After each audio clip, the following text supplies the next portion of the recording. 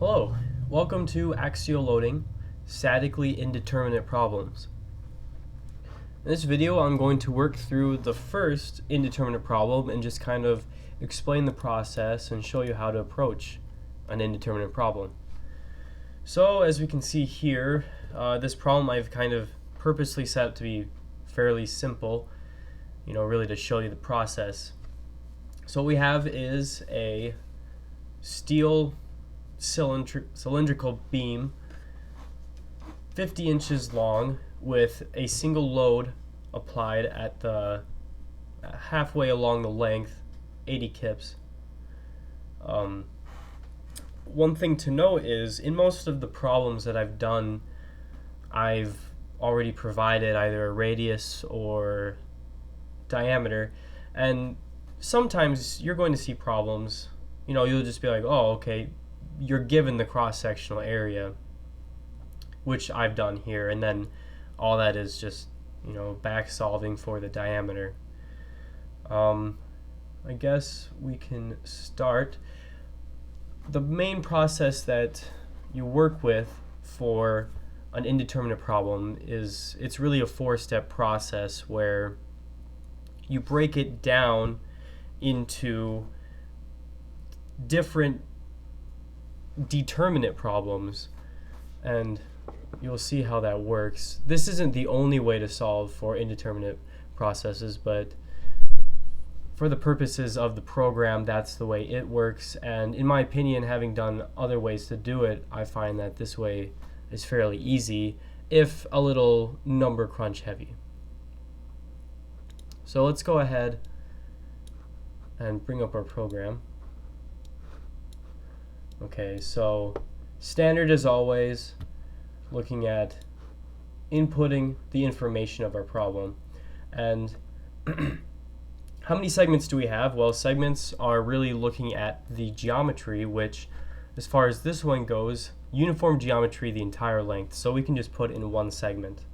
As always, I have also done it before where I've said, well, I've split segments to be the same as sections, which in this case would be segment 1, 25 inches up to the 80 kip mark, and then segment 2 of the remaining length of the beam. But you can really just get away with saying, oh, well, it's just one segment, and then later on break it into sections that you analyze. So let's just put in our information. Total length 50 inches, outer diameter, let's see, we're given an area of 0.9 inches squared. Back solve, where the area is pi over 4 diameter squared, you just reverse that around, get a diameter of 1.07 inches. One problem that I've actually made earlier in solving this problem was I'm so used to solving for the radius that I was trying to put in the radius in the program and then wondering why it wasn't accepting my area of 0.9 inches. And just remember, it wants you to put in the diameters. And it's steel, just 30,000 KSI. Okay, area. Okay, so number of forces. Well, the only force that we have on here, at least ignoring the clamped ends, is the 80 kip at the center. So let's just put that in there. Okay, so our single force is at 25 inches down, and it's 80 kip, so 80,000.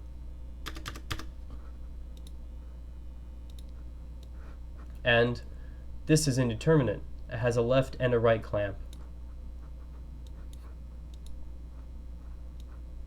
Here, again, they just talk about the difference between segment and section. It's really the same consideration, except section considers force.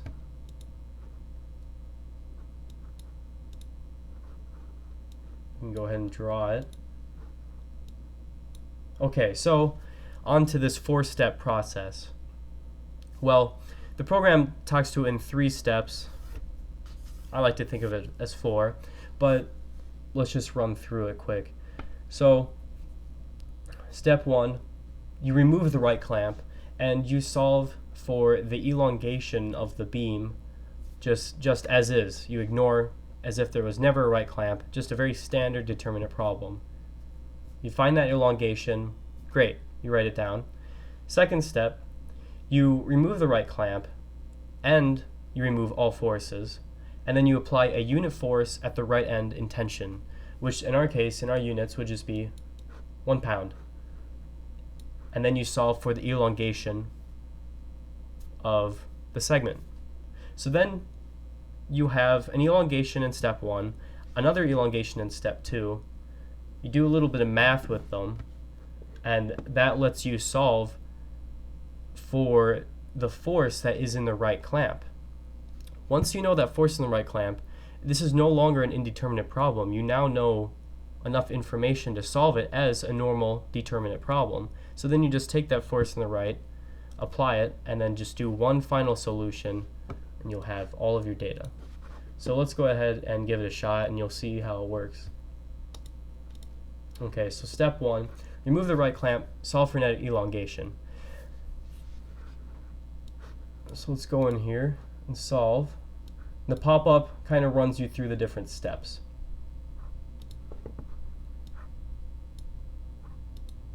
Okay, so it wants you to put in elongations for the both sections.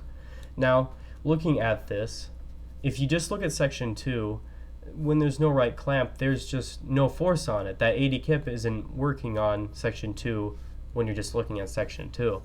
So automatically, that just gives you an elongation of 0.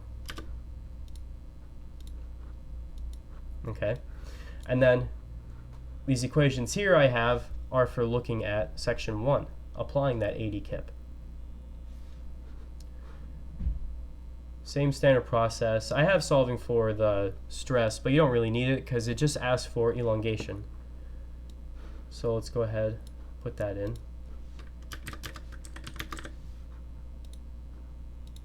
Okay. So yeah, the net elongation in step 1 is that value there. So now, on to the second step.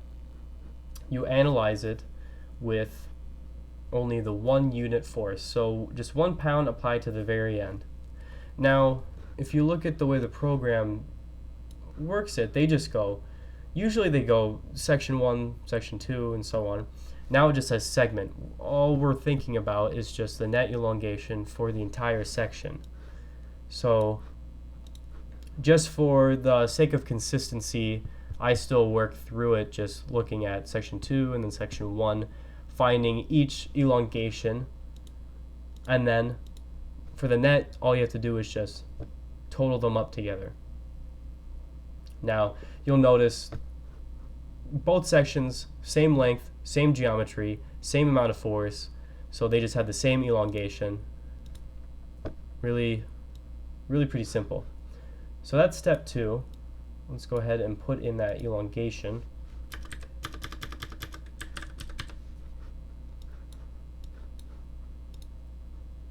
Okay. So what I like to think of as a step in itself, the program actually does for you. But this is how you solve for the force of the right clamp, which I call step 3. In the program, they just kind of do it for you. So you take the net elongation of step 1 and divide it by the net elongation of step 2. And, well, it's the negative of those two, but that gives you the force in the right end. And, of course, this still obeys the standard tension and compression as far as sign nomenclature. And as soon as you finish step 2 and you enter it in, the program actually just does this for you. See right here on the right, it pops up, force at right clamp. So then you can move on to the final step, and you can just apply that force right on to the end, and then you can find everything just with a normal determinate problem solution. So let's go ahead and get this together here. So looking at section 2, now one thing to know is that I noticed that the way I had done my rounding, when you divide these two numbers, it doesn't come out to exactly 40,000, but that's what the program chose. I came out to like negative 3999 and so on. So just keep in mind that rounding is definitely a thing. The program might round a little bit different than you.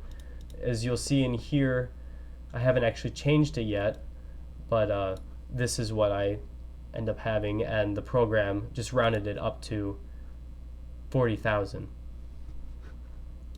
So if you feel like you're doing the process correct and the program isn't accepting it, just consider perhaps you rounded a little bit different than it. Even if you calculate your own force on the right end, it's valuable to look at how the program rounds it and then give it a shot then. So let's go ahead and enter these in. So it's force on the right end, it's 40,000. It's negative 40,000 because that's compression. The outer stress, negative 44, repeating force. Okay, and then the elongation for section 2. Same process exactly for step 1. Notice that when you round, at least the program has rounded it to 40,000, those 80 kip on there, it comes out very cleanly to having also 40,000, just opposite direction now. It's intention. So these are all the same values as section 1, just opposite sign.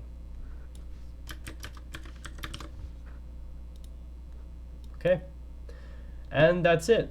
Solution complete. And you can see, because everything rounded off very nicely and the numbers involved, net elongation of 0 when you have, it really just kind of evens out. So that's basically it for how to approach these indeterminate problems through this 3 or 4 step process. And it really doesn't involve any new type of calculations except for just calculating the force on the right end. And that's basically it. So you can just look at these problems as a series of standard determinate problems.